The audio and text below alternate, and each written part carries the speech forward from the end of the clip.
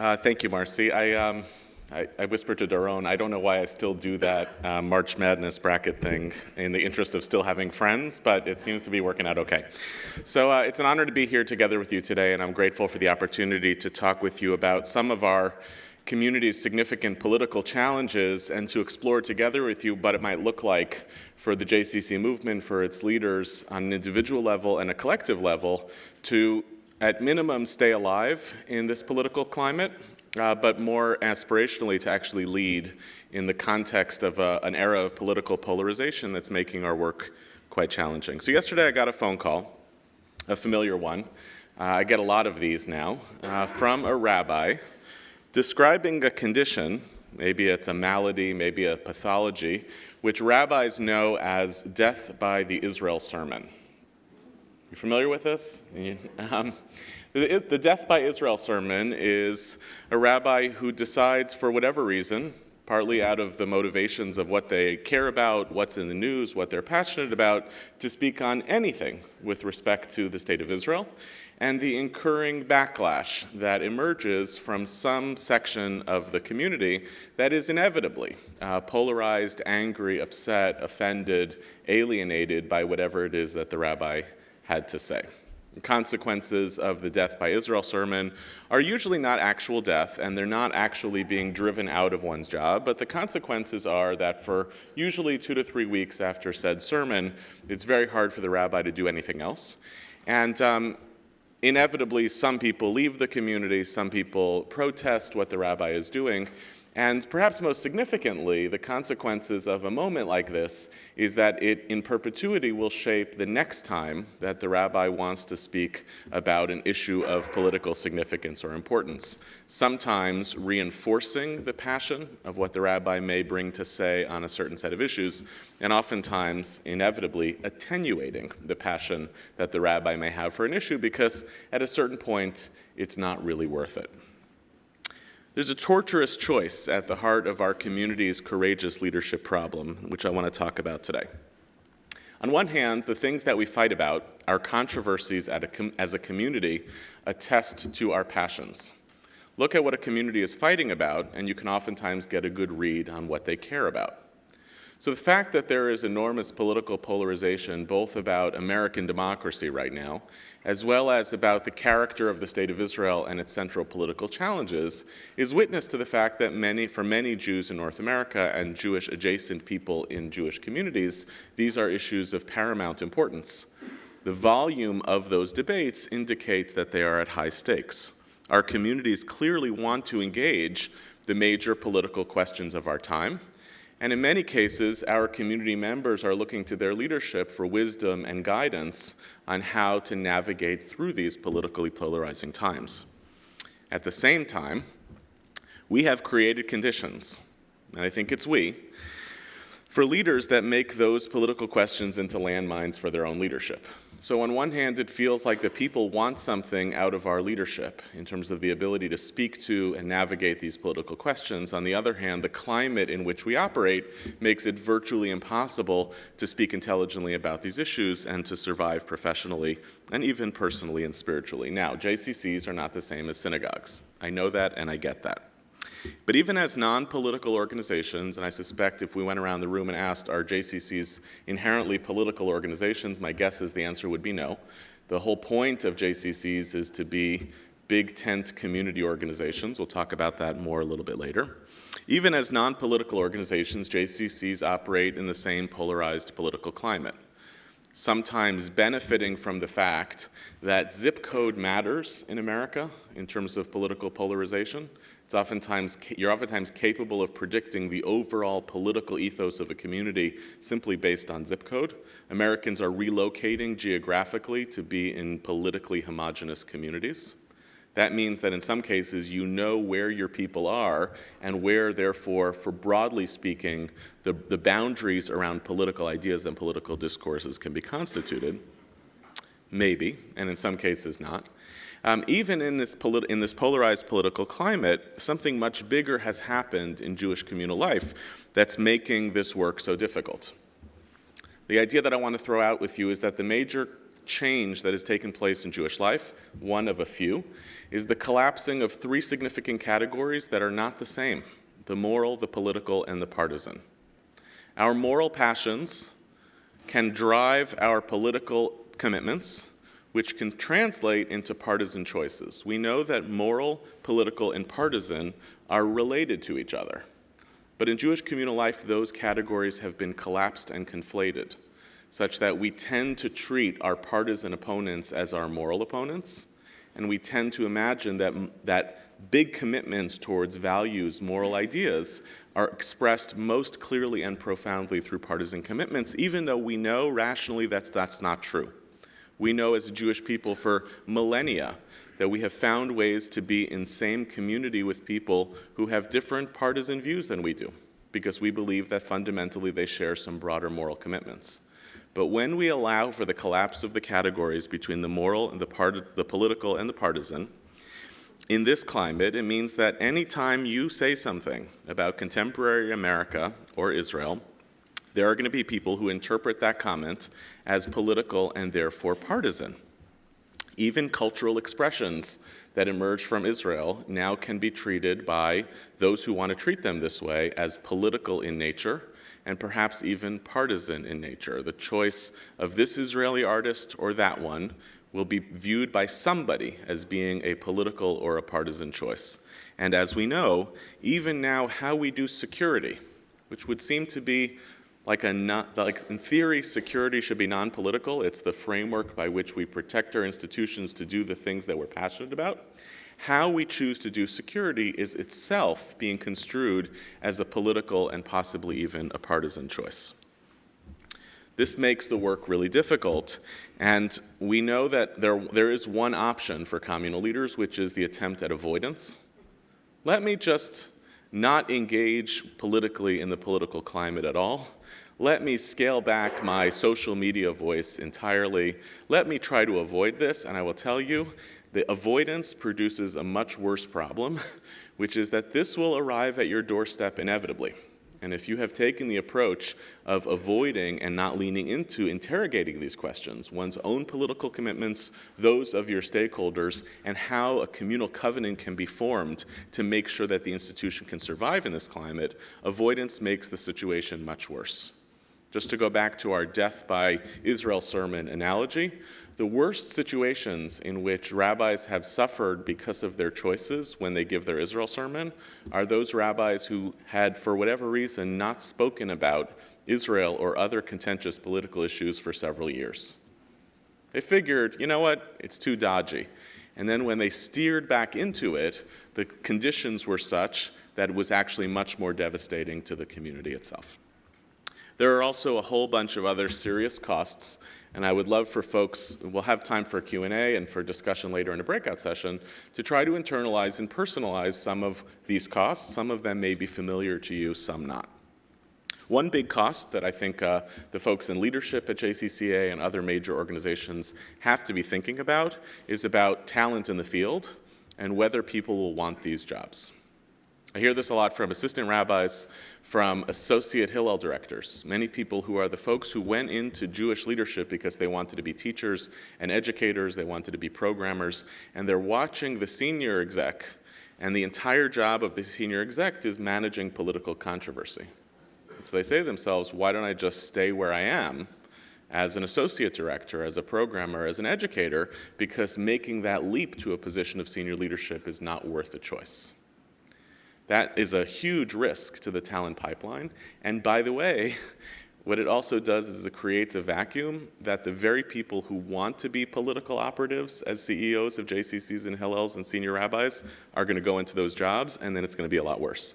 In other words, you want the people who struggle with what it means to have a political voice to actually be in positions of leadership, because then there's the potential that they can conduct those questions with a sense of humility, a sense of responsibility. They can interrogate their own choices and biases, and they can lead a community through controversy.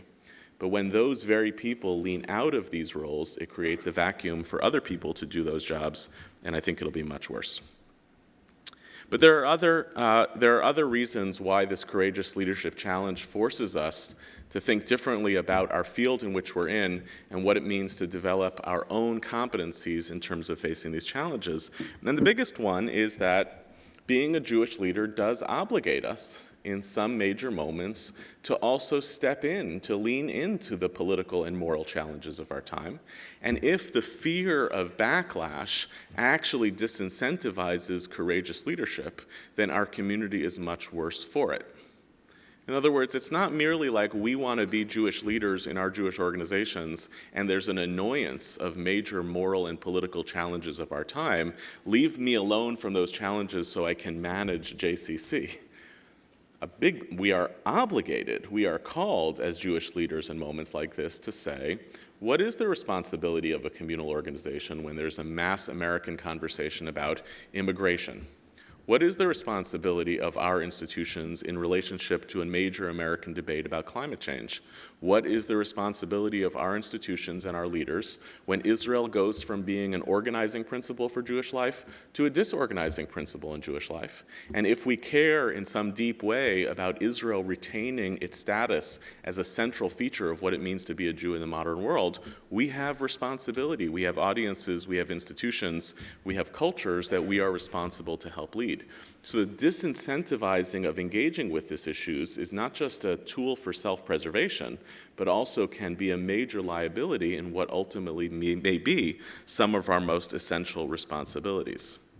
In other words, the problem is not just the difficulty of leading in this climate. The problem is that it feels like there are few incentives to do so. It's easier and more rewarding to try to avoid controversy, to lean out of it, than it is to have to endure the consequences. And there are all sorts of tertiary consequences that emerge, which is if, in some ways, the most reasonable people in the room and people with power lean out of these conversations with their institutions, that also creates a lot of space for the most polarizing voices in our community to become the loudest. There are a lot of major moral and political issues, and you all are invited to lead them. You're in positions of power. It's not something we like to say about ourselves. In fact, I speak a lot about the American Jewish community, and one of the things I often say about American Jewish life is that the American Jewish community has more affluence, influence, power, and privilege than possibly any Jewish community in history.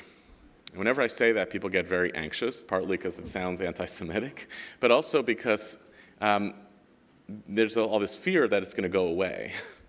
And if I fear that it's going to go away, I'm going to think conservatively of how to retain all of that affluence and influence and power and privilege, rather than asking the much bigger moral question, which is, what do you do when you have affluence, influence, and power and privilege?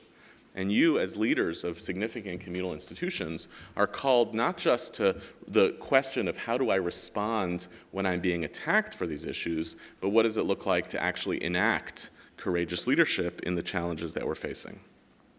But there's something even bigger that obligates the JCC movement in this moment. I think the biggest idea, and you'll correct me if I'm wrong, of the JCC movement, the one that underlies it more than anything else, is the idea of Jewish peoplehood. And I know that's like a throwaway term, means 1,000 things to different people.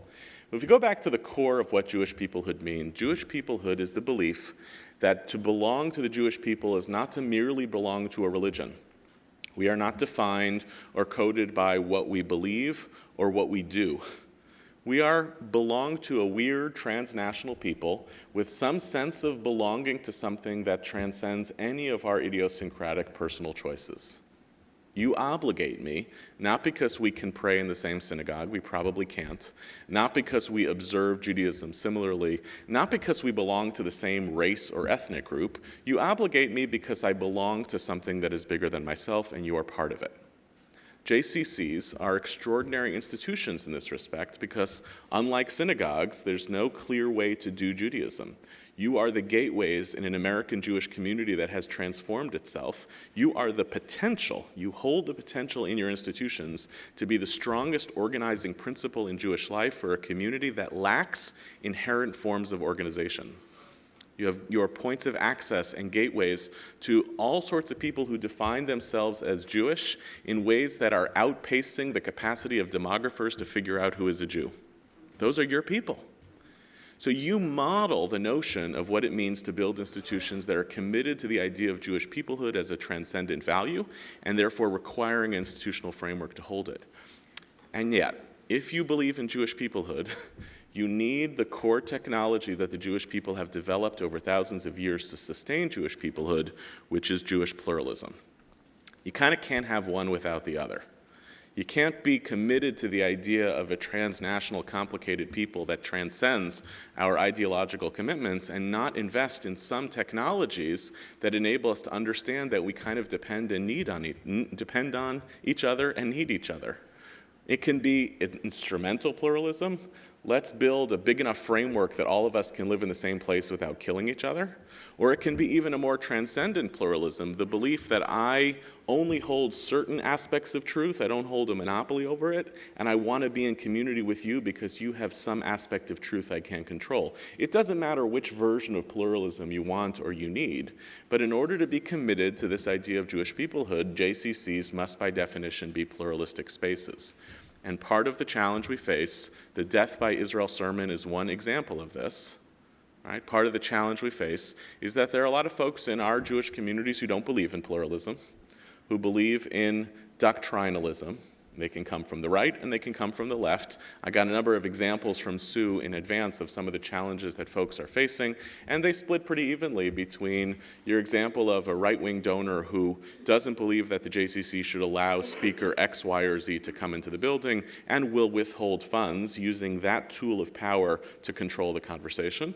And I got a series of examples of the protests that emerged from organizations like If Not Now or elsewhere on the left of insisting that if the JCC doesn't hold to political stance X or Y, they're going to enact a form of public protest using a different tool than money, which is noise. Depending on how much actual power you have different tools at your disposal. But it doesn't necessarily make it any easier for someone sitting in a position of leadership to hold together a complicated and diverse community when you're facing critiques or attacks that are premised on either money or noise. Now, there's a long story on how it is that we got here to this moment, and hopefully in the context of a breakout session with a little bit of text, we can go deeper into this story. There are larger cultural contexts that we face, especially here in America, that signal that this is not just about Jewish communal leadership, it's actually about American leadership more broadly. I alluded to some of this before. The whole story of the emergence of partisanship and political polarization in America is as significant a force as anything that's happening specifically in Jewish communities. We just have the unique problem that we still believe that there's something that can be capacious enough called a Jewish community center to hold together Americans of different political leanings who don't like spending time with each other. But the process of political polarization has been extraordinary. On this, I refer you to the 2017 Pew study on partisanship in America, which demonstrates that, and this has only happened since 1994. Since 1994, partisan political identification has become the single biggest predictor of ideological difference between two Americans, much larger than race, gender, socioeconomic class, geography, or age. In the early 90s, those were all grouped together. Because in the early 90s, you may recall, right, Americans still operated with a myth about themselves that most Republicans and most Democrats were basically the same and could kind of splinter one direction or the other depending on the candidates. And we could go through all of the things that happened in the mid-90s and early 2000s, starting with impeachment, spiking with Bush v. Gore, and a few other major moments in America that made partisan political affiliations a dominant identity in signaling difference between Americans. So there are a lot of things going on in America that are part of this. But I want to throw out one Jewish idea of why it is that this is so difficult specifically for Jewish leaders, and then I'm going to suggest some approaches or priorities for the field going forward. Because our work here today should not merely be in the realm of the diagnostic, understanding a condition that we're all living through, but to some degree, some measure of the prescriptive. What might we do differently, and what could an investment in courageous leadership actually look like? The larger story that I think has been going on for the Jewish people for about 120 years, that we are now kind of reaping the consequences of, is that over the past 120 years, the Jewish people has effectively decided that the most important set of ideas and commitments at the heart of what it means to be Jewish are political in nature. Why be Jewish? We ask since the dawn of enlightenment. Most people can't come up with that coherent of an answer. Certainly God is not going to be an answer that solves for most Jews. In fact, the Jewish people always rank lowest among people of faith in America in terms of faith in God. As my colleague and teacher, Rabbi Michael Paley, likes to say, the Jewish people are the people who believe in one God or less. So that's not going to be, God is not going to be an organizing principle. Jewish behaviors, rituals, Torah study. I mean, it's thrilling to see the rise of things like the Daf Yomi movement outside of the narrow circles that it had lived in previous decades. But those don't tend to be the powerful organizing stories around which the Jewish people considers its significant priorities. But since roughly the late 1890s, when the Jewish communities in Europe effectively decide that emancipation doesn't work and the Jewish people need a different political strategy for its future, and flowing through the 1930s and 1940s in America and in Palestine, when Jews are organizing around political solutions to our existential problems, and since the creation of the State of Israel, the central activity that is considered at the heart of what it means to be Jewish is to be doing political work. One way we know this is because you can listen to the dissenters. First, Ahad Ha'am in 1897, Franz Rosenzweig in the 1920s, Hannah Arendt in the 1940s, and many others who are basically saying, okay, I understand why so many communal resources are devoted to Jewish political concerns, but you guys know that you're kind of delaying the inevitable question, which is once you've figured out how to build the instruments for political survival and thriving, you're going to have to ask the next question, which is, what am I supposed to do with all of this?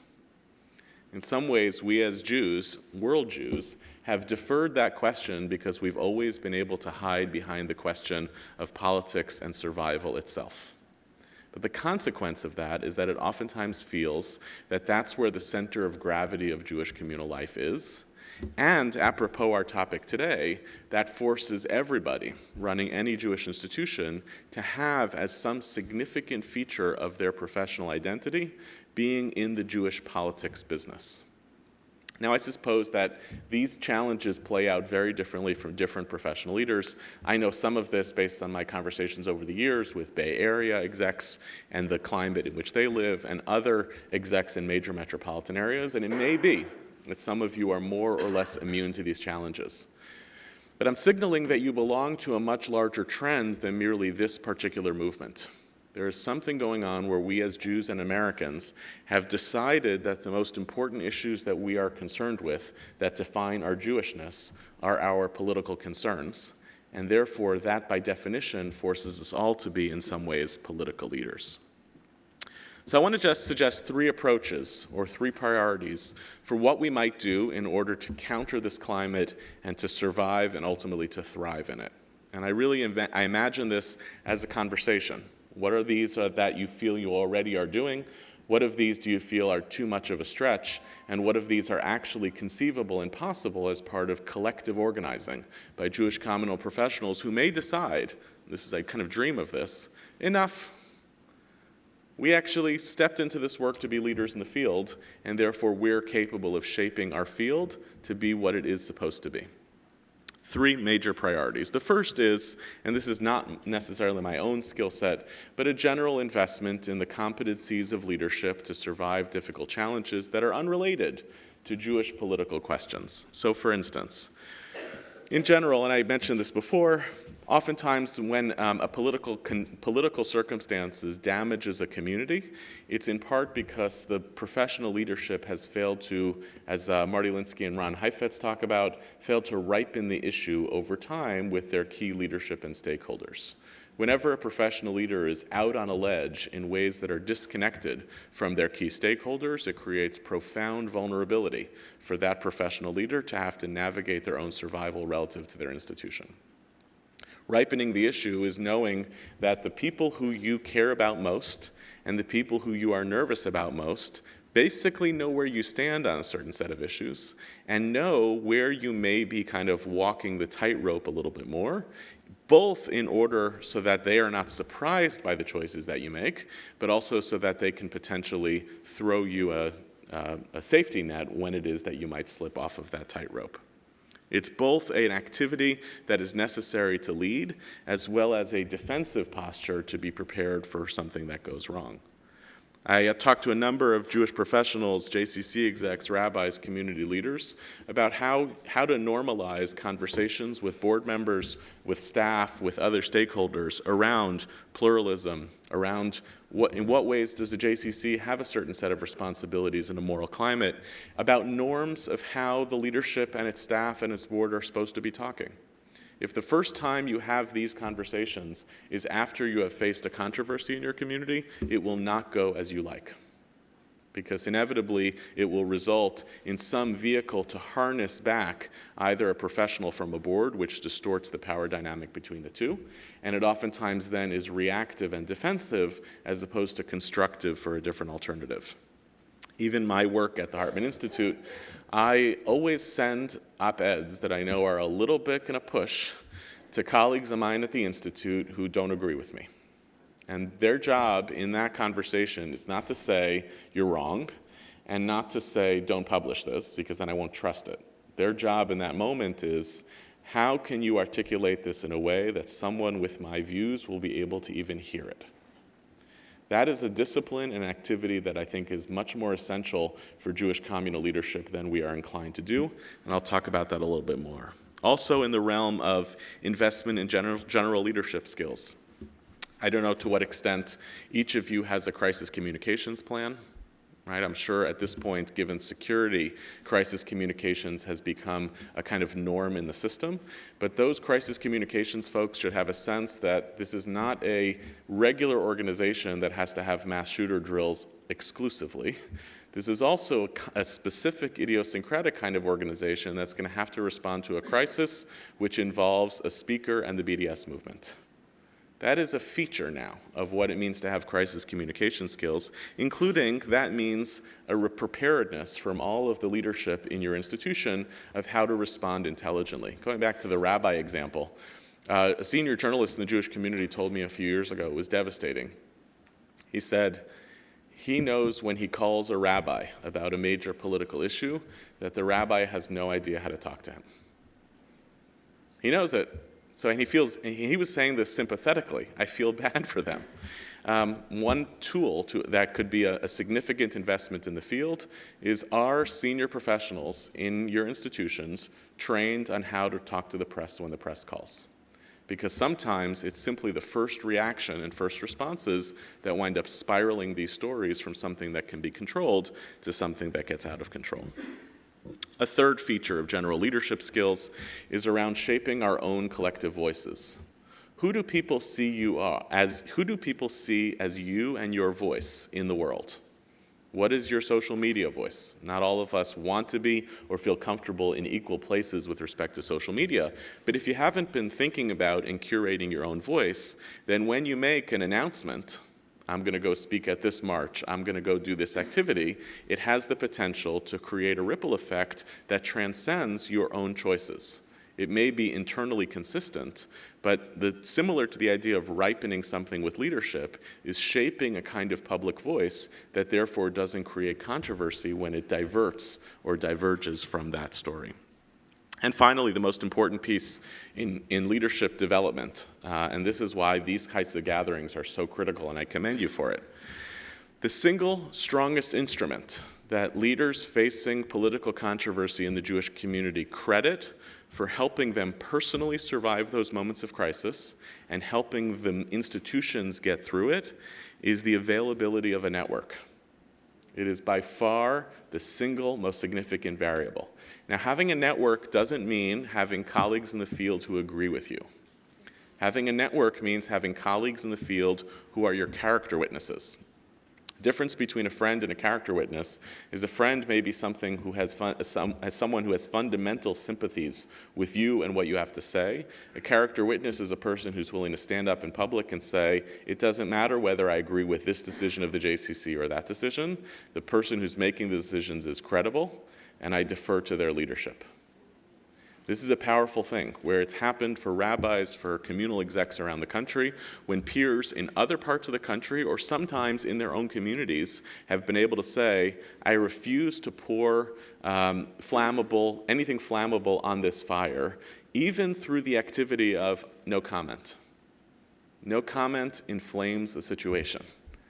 And the only way to do this is through the active cultivation of a network of character witnesses, individuals who can be a source of credibility, who stand on the basis of their own integrity, and most importantly, find them as people across difference. If you're operating as a JCC leader in a particular community, even if 98% of your population is not identifiable with the Orthodox community, build a character witness relationship with the Orthodox rabbis of your community.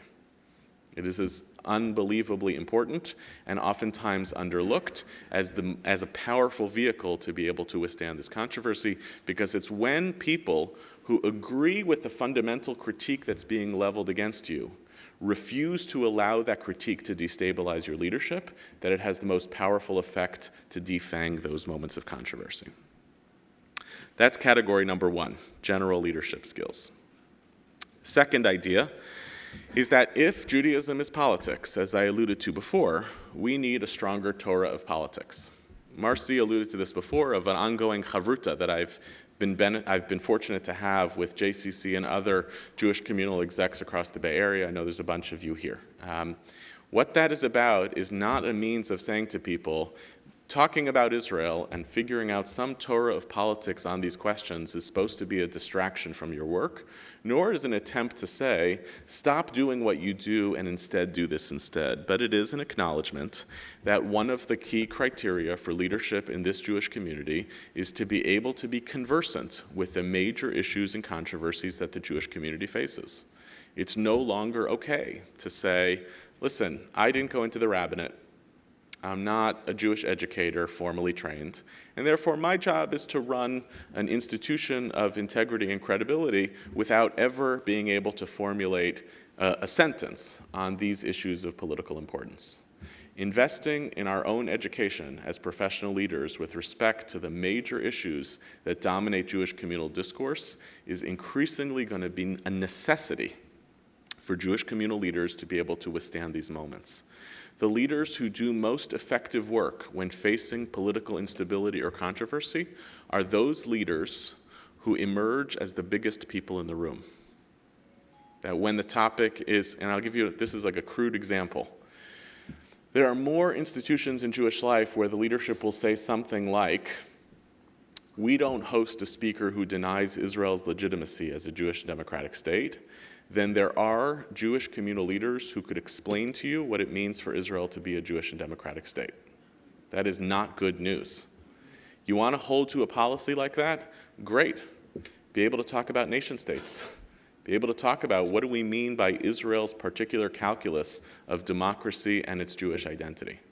I'm not talking about getting PhDs or master's degrees. I'm talking about building portals for serious engagement with ideas so that your leadership trusts that when you make the decisions, and you should be making the decisions about the political character of your institution, you're doing it from a place of not merely reading the tea leaves on what the community wants and doesn't want, not merely evaluating the power dynamics of which funder are you gaining and which funder are you going to lose, but because you have a principled understanding of the significant political challenges facing the Jewish people and a coherent theory of articulating where you stand.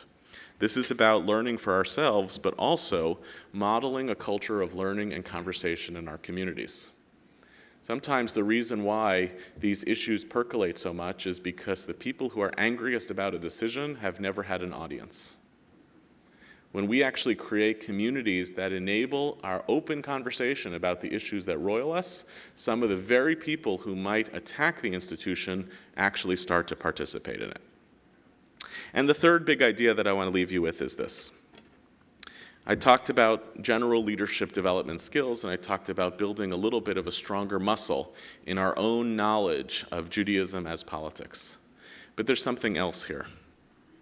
JCCs are, I think, the most significant frontier that the Jewish community may have in North America to respond to this historical trend of Judaism being politics by articulating a different alternative.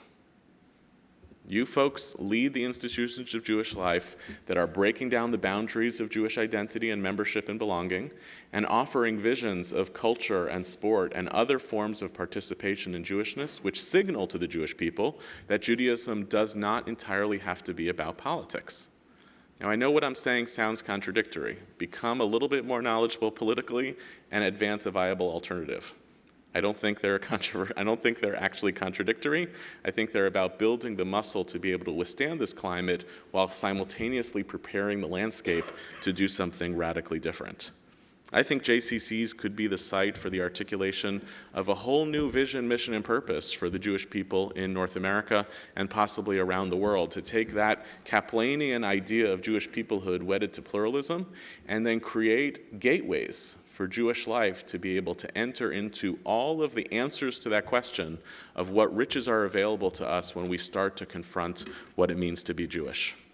You have the advantages that synagogues don't have, that Hillels don't have, that many other Jewish institutions don't have, of an audience that actually reflects the textural diversity of the Jewish people. You have an institutional framework that is designed fundamentally to have as many doors and gateways open to Jewish opportunity as possible. My colleague, Rabbi Shai Zarchi, some of you may know from the Midrashah and Oranim in Israel, who is a self-defined secular rabbi, and together with my colleagues at Hartman, building a new Israeli rabbinate, training rabbis who actually reflect the texture of Israeli society, has a profound metaphor for why it is that so many Israelis today have gone in search of their Judaism. It's kind of an interesting turn of events after a strong secular history of Israel, why secular Jews and others are going back in search of Judaism. And the metaphor, the story he tells, is imagine the Jewish people on the precipice of building the state of Israel are a people who has been wandering through the wilderness for hundreds of years and accumulating all sorts of baggage, all sorts of stuff with them, cherished possessions. But when they arrive at the place where they're going to build their model civilization, it turns out it's on top of a treacherous mountain. So what do? They leave their treasured possessions and all that stuff at the bottom of the mountain, and they climb the mountain in order to build that home. He says that was the project of Zionism for its first major phase, building a home. He said, but once you've gotten there, and once you have some relative safety and security, you start to miss your treasured possessions. Your house feels undecorated. You're missing all of your stuff. He said the project of Israelis going in search of their stuff, that's what it means for secular Israel to be rediscovering Jewishness. And as you all know from JCCs, the process of the secular Jewish discovery of Jewishness is magnificent. In music, in culture, in poetry, in art, even in politics. There's new, vibrant expressions of Jewishness which are no longer about safety, survival, or Iranian nuclear centrifuges. There are discourses of Jewish meaning taking place in Israel that are solving for the Jewish people that great question of why be Jewish within the context of a more safe and secure state of Israel than existed 2 generations ago. I think that same process could happen for Jewish life in North America. I think one of the ways out of this courageous leadership crisis is through all of the prescriptions I tried to suggest about how to show up as stronger leaders, how to accumulate a Torah of politics. But there is also a major agenda. I think you folks could be the people to lead the same process for North American Jewry as has been going on in Israel, which is advancing a vision of vitality for the Jewish people that allows us to not just transcend the politics that are surrounding us, but to lead the people towards something even better. Thank you.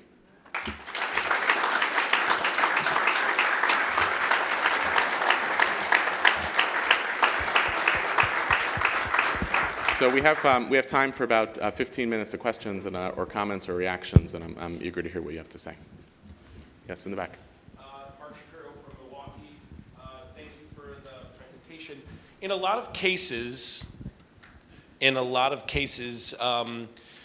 we struggle with trying to find the balance between our place in this role and other organizations in our community that this is their role, specifically like a Jewish Community Relations Council.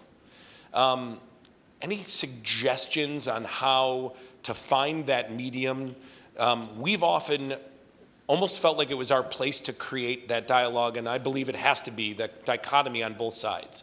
If we're a home to host conversations on Jewish life and Israel, we have to be willing to reflect both sides of it. The politics of it and that challenge of even within our own Jewish communities, there's a struggle for who takes the mic. Yeah. So my basic feeling is the question is in some ways premised on an institutional infrastructure that the American Jewish community created in the middle of the 20th century where everybody had their lanes. So synagogues had their lanes, and JCCs have their lanes, and JCRCs have their lanes, and federations have their lanes, which is supposed to support all the other lanes. And I think basically like at some point in the last 30 or 40 years, somebody came by and painted over all the lane markers. And it's interesting when people start to re-articulate, you can't do that because this is not your lane. It just sounds to me like 20th century language. The point of that is not therefore to say, because there are no lanes anymore, we should all be crashing into each other. The point is that if you are a number of different institutions that thrived on the basis of the fact that everybody was in their lane, you have to effectively renegotiate a kind of covenant that I would suggest is less about trying to make sure that everybody does what they do and doesn't do what everyone else does, but tries to ask, how do we all share in this same objective, right? That you could see it can backfire, right? Which is a lot of lane mergers, if we want to stay with that metaphor, and a lot of crashing. But I'm just wary of those who are trying to remind people of being in their lane because it just reflects old thinking. It also it's no longer clear, for instance, that the most effective organization in any given community on Jewish politics is necessarily the JCRC as opposed to the JCC. The JCC may be much stronger in terms of its leadership, its budget, et cetera, and it might be a more obvious place to convene communal town meetings or discussions around issues of Jewish political significance than the JCRC is capable of doing. So my suggestion is basically to foreground this exact conversation with leadership and other agencies to help people kind of normalize around the complexity of the problem and to resist the temptation to kind of classify all of our organizations of having to operate in particular boxes. And again, it goes to the whole point of being the biggest people in the room. The point of trying to do this is not because you want to claim more space for the JCC. The point is because you actually care about the structural integrity of a Jewish community that goes beyond yourselves, and you may have the resources, the knowledge, the wherewithal to help advance that objective in the context of a community. Go ahead.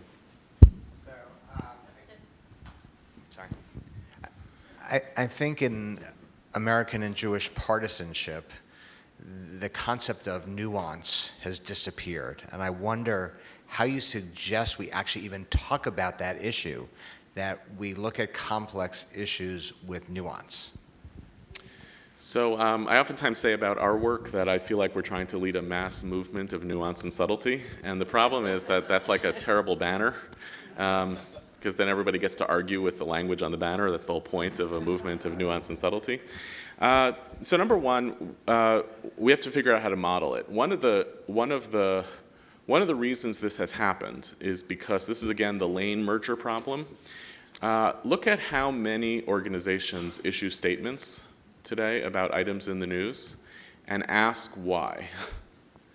It's not obvious to me that a rabbinic organization has to have an opinion on most things that are in the news. It's not obvious to me why even a federation has to issue a press release about even significant events taking place in American political life.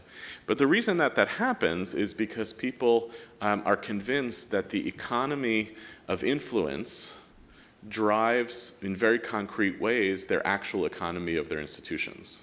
That is to say, if people aren't paying attention to you on any given day, your institution is diminishing. And actually the reverse might be true. Issuing a press release on any political matter may actually invite people to contest your leadership more than it does getting them to buy into your core commitments. So one activity is to say when does any institution need to weigh in on this and when not. And the reason why that's an acute example is because you're never going to issue a press release that says, wow, the president issued an executive order. Our response to this is we need more time to think about it. What's incentivized the press release is we have a strong opinion on why this is wrong, and here we're going to tell you that, and that rips out the subtlety. I think the best example a couple years ago was when two federations issued reactions condemning the Iran deal the day it was released, which meant they hadn't read it yet. It was 85 pages. There's no way they could have read it. And the people who pulled their funding out of those federations said to them exactly this point, like, but you haven't even convened a conversation on this topic. You've already decided that it was dead on arrival. So that's a piece of this work. The other part, I would say, a little bit more prescriptively, is what does it look like if you want, when I say modeling it, to turn JCCs into spaces where the objective of an educational program on a controversial topic is not merely to showcase a person who has a strong opinion on the issue, but to actually curate a much more significant conversation on the issues that are raised. Again, I know this from the Hillel world. There are a whole bunch of organizations that are viewed as very polarizing around Israel issues, and there are a number of Knesset members who are extremely polarizing around Israel issues. And sometimes when those organizations show up at campus, they have the effect of demolishing communal consensus and creating chaos, and sometimes they don't. And the significant variable of when they don't is when the leadership of the organizations know how to create a holding place for what's actually supposed to take place. A serious and effective interlocutor, right, who gets the best out of the speakers as opposed to allowing them to do whatever it is they do. A productive respondent. Other programming that is meant to scaffold the experience, right? So if we want to create nuance and subtlety, and we know that it's not offered to us by the marketplace, we have to be educational vehicles to do that. And that goes to that second big bullet point that I gave you of if you know how to ask the right questions about a particular set of speakers, if you know that the issues are at stake, you're going to be a much more powerful vehicle to turn those from being simply flashpoints in the institution to actually educational moments in an institution.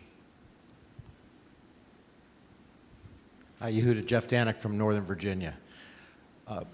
To that point, and to Michael's point a little bit, can you talk about red lines? We have an Israel committee that we convene to set policies on how we would approach difficult topics and what we would and would not welcome into our place for discussion. And our policy differs, for example, from Federation's policy. They have a red line regarding BDS. We have sort of a blurry pink line regarding BDS, and that was a conscious choice. So I'd love to hear your thoughts on the pros and cons of having red lines, and if you don't have red lines, how do you navigate those that think you should? Yeah. This is a great question. It comes up a lot. Getting some smiles from people. I've talked about this for years. My bias to begin with is that red lines or boundaries should emerge through communal processes as opposed to being imposed on communities. They're oftentimes thought of as the prerequisite for a conversation on a certain set of issues as opposed to emerging organically from a community's values. That is to say, there's no such thing as a community without boundaries. Right? It's physically true, right? We have, our communities are bounded in one way or the other.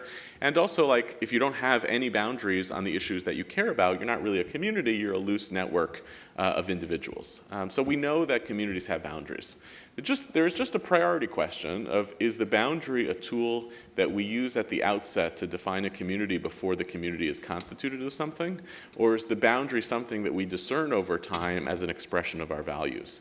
And the way to surface that is to make the original conversation about boundaries and red lines not about red lines, but about values. If your boundaries are not consistent with your values, they are either inaccurate, right? Meaning you've set something up that doesn't map the people, or they're worse, they're actually violent, because what you're doing is signaling to people who thought they were part of your group because they were consistent with your values that they can no longer be there. Communities cohere around values, right? That's what we do.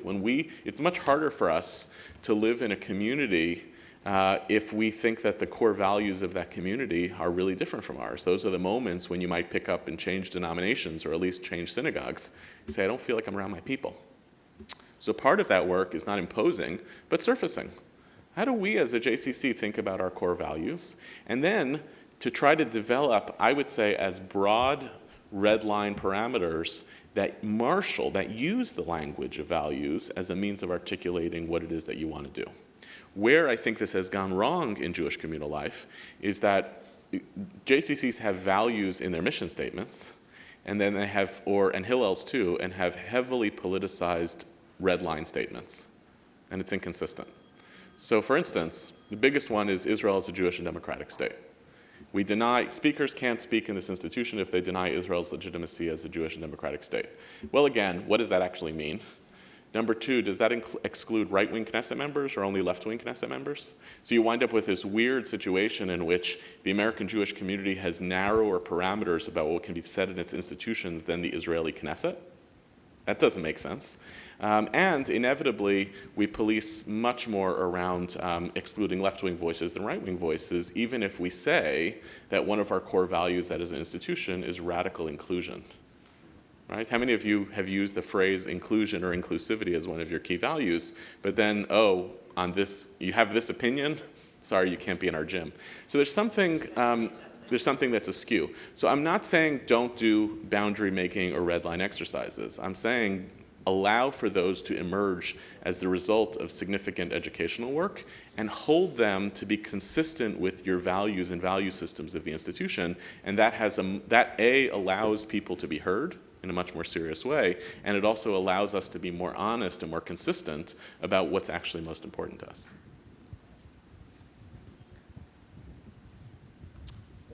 Jonathan Lev from Boulder, Colorado. How does decentralized versus centralized come into play in this situation? Sort of like I look at Reform synagogues in the RAC and sort of their communication and sort of decision making and deciding what values and centralized movement aspects they're going to have around these issues. And what we as communities decide and how different and what that means for making a movement or not making a movement. Yeah. Well, I don't want to speak for the movement. What I would say, however, is, our community has been going in the decentralized path for a long time, such that even convening centralized organizations are market-driven more than they are centralized driven. What do I mean by that? You might have said 50 or 60 years ago that your fundamental charter as a JCC or as a Young Israel synagogue emerges from a central organization, and therefore you rely on the power, authority, and voice of that central organization to define your communal agenda. And the trade-off is you get to yield some of that. You don't have to have it as much of a burden on yourself as an individual institution. We're not in that world anymore, and the thriving centralized organizations are thriving because they are providing services of value and need to their constituent stakeholders that their constituent stakeholders think are important. And if they didn't, they wouldn't look to the central organizations anymore because they wouldn't need them. That covenant, the implicit covenant, has broken down. So my guess is that even where you have examples of something like the RAC, right? But even the RAC is not even a great example anymore. There are plenty of Reform rabbis who are shaping their own political voice, that they depend on the RAC to do some lobbying and activism in Washington, but they don't yield to the RAC to speak on their behalf. I think we have to think of ourselves as, is the RAC listening? I think we have to think of ourselves as basically in a decentralized moment, to remember that we're kind of on our own, and that the way in which to build coherence and trust is through your own network building as opposed through deferring to a centralized structure. That's just my bias. Do I have time for one last more? I don't even see my clock. Yeah. Any last questions?